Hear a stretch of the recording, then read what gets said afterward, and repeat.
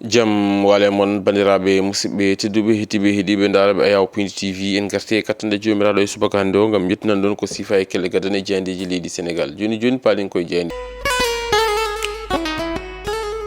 aljuma nogas e nayi lewru octobre hitande ujunnaji ɗiɗi e nogas e joyi ko sifa e kelle gadan e jeyandeji leydi Sénégal eɗen puɗɗoro e jayande vox populi hono no ɓe mbaɗiri kamɓe musidɓe janiyankoɓe mbaɗi gardi natal mabɓe ko yowiti e alhaali on ɗon accusation woni tan ɗiɗon tumamuyaji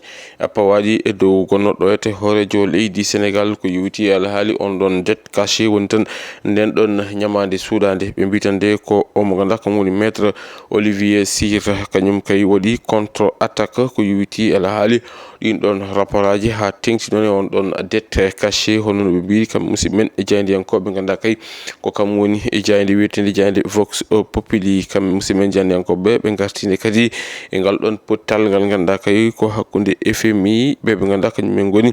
ardiɓe e leydi ndi ha tengti ɗon e jagorgal joguigal ko yowiti e faggudu leydi ndi ɗum ne kadi musidɓe men e jayndiyankoɓe garti hen ɓe garti kadi e on ɗon rafi mo ganduɗa kay ko kam woni biyeteɗo la vallée du Rift ɓe kolliti ɗon ko ina tolni e nogas e joyo kawri e radial wonande kay on ɗon rafi mo ganduɗa kay ko gonɗo ete e nder leydi ndi ɗum ina tawe e jayde ganduɗa kay ko kam woni jayde wiyetede jayde vox populi jayde ne ganduɗa kam woni jayde Walf Quotidien ko hen arti ɓe mbitande ko yowiti on ɗon fannu en wayno oɗo saaha joni way tan comme no pijirloji ganduɗa kay ko suuɗoru ni ɓe garti noon e kongude mo ganduɗa kam woni maître Olivier Cyr mo ganduɗa kay ko kam woni goto e hujjikinantoɓe o gonnoɗo ete hoorejo leydi Sénégal o mo ganduɗa kañum woni Macky Sall gartuɗo ko yowiti alhaali on ɗon dette caché mo ganduɗa kay kanko oɗo maître Olivier Cyr witande ummama e affaire alhaali ko ganduɗa kañum woni dette caché joni kay faya koye ganduɗa kam woni document caché ko ɗum woni ko maître Olivier Cyr haali e kam e on ɗon point de presse woni ngallor kuccal hakkude mabɓe e jayndiyankoɓe hono no wiiri kam musidɓe men jayndiyankoɓe ɓe garti kadi o mo ganduɗa kañum woni Aissata Tall Sall mo ganduɗa kañumne suuti toon konngudi kono de kadi konngudi o mo ganduɗa kam woni avocat mo Pastef o mo ganduɗa kañum woni maître Juan Branco kañumne ina tawe e nder nden ɗon jayde ganduɗa kay ko kam woni e jayde wiyetede jayde Walf Quotidien jayde quotidien le quotidien ko hen arti ɓe mbitande ko yowiti alhaali dette caché o mo ganduɗa kañum woni Macky Sall kañum kay woni ko waɗi riposte ko caggal nde ɓe ganduɗa kañum goni avocat ji makko woni tan hujjikinantoɓe mo jalti gam hullirde ko yowiti on ɗon haali alhaali ko yowiti on ɗon alhaali ɗum ko caggal on ɗon point de presse woni tan kuccam hakkude mabɓe e jayndiyankoɓe ganduɗa kay ɓe mbaɗi ɗum e ñalawma hanki o toon to ñiɓirde nde APR hono no wiiri nden jayde ganduɗa kay ko kam woni e jayde e wiyetede jayde quotidien le quotidien jayde Sud Quotidien ko hen arti ɓe mbitande ko yowiti e alhaali ɗum ganduɗa kañum woni e dette caché ɗum ganduɗa kañum woni hujjikinantoɓe Macky Sall ndenti gam ko yowiti e on ɗon dossier ɗum ina tawe e jayde nde ko ɗum woni ko musidɓe men jaydiyankoɓe e jayde Sud Quotidien mbaɗi e gardidi e natal mumen jayde nde ganduɗa kam woni jayde enquête quotidien ko hen arti ɓe mbitande ko alhaali dette caché ɓe garti noon e on ɗon offensif mo ganduɗa kay gonnoɗo ete hoorejo leydi Sénégal woni Macky Sall a waɗi ɗum ene tawe e jayde nde ganduɗa kay ko kam woni jayde wiyetede e jayde enquête quotidien ɗo ɓe waɗi ɗo ɓe mbaɗi natal Macky Sall kam e ɓe ganduɗa kañum goni wondiɓe muɗum ha ni e on mo ganduɗa kañum woni e kujjikinanto ɗum jayde nde arti ko yowiti alhaali FMI ko yowiti alhaali FMI on ɗon programme keso woni nde ɗon e ɓoore hesede nde ganduɗa kay ni anniyi e yuɓɓinede walla mbiyen anniyi e darnede ɓe gottitan ɓe goni ɓe mbi ko FMI e la woni tan FMI e nen ɗo kam musidɓe men jayndiyankoɓe ɓe garti e ɓen ɓe ganduɗa kañumen goni FDR yiɗɓe yuɓɓinde seppo ñande 31 do lewru gonɗen foof ine tawe e jayde ganduɗa kay ko kam woni jayde wiyetede jayde enquête quotidien jayde L'As quotidien arti ko e ko yowiti on ɗon point de presse woni tan ngal ɗon kuccal hakkude mabɓe e jayndiyankoɓe ɓe ganduɗa kañumen goni hujjikinantoɓe gonnoɗo ete hoorejo leydi e Sénégal Macky Sall ɓe mbitande contre attaque wonande kay ɓe ganduɗa kañumen goni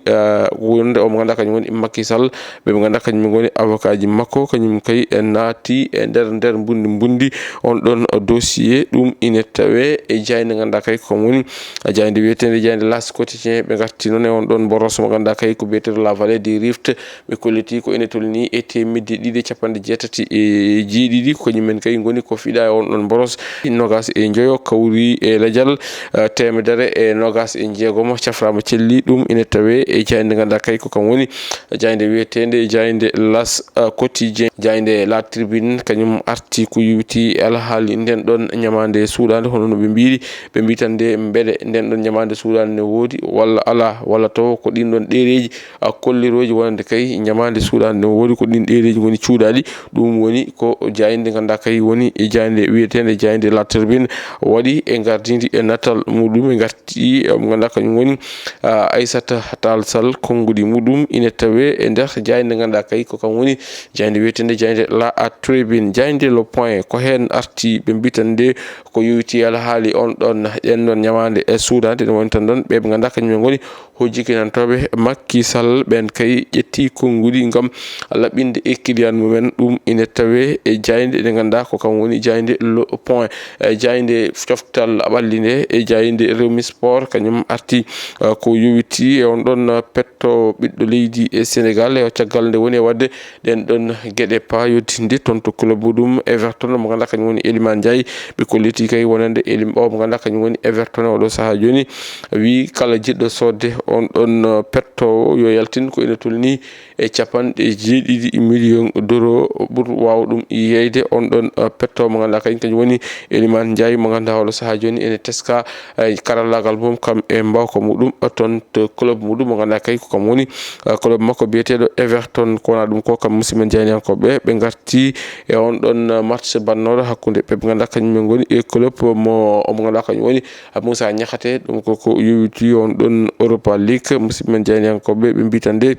ko ɓe ganduɗa kañum goni Olympique Lyonnais ko kam kay o waɗi dominé ɓe ganduɗa kañum goni FC Bâle ɗum ine tawe e jayde ganduɗa kay komo woni e jayde Rewmi Sport bandiraɓe musidɓe tedduɓe hettiɓe heeɗiɓe daroɓe Ayaw Pindi TV ko ɗum ɗo woni komin kebno robinandade ko siifa yoga e kelle gadane jayndiyeji leydi Sénégal aadi meɗen e robindo jayndiyeji wonata ko altine soko gano haaji ɗo e nden min mbi on jokke ɗoftade kam e rewidade programme uji ɗi Pindi e TV Allah jarama on jarama juma mubarak ko noon kadi en jetti en jarni e dendagal rewintoɓe Ayaw Pindi TV ha tengti non e waɗoɓe commentaire uji men e kala saaha Allah jarama on jarama juma mubarak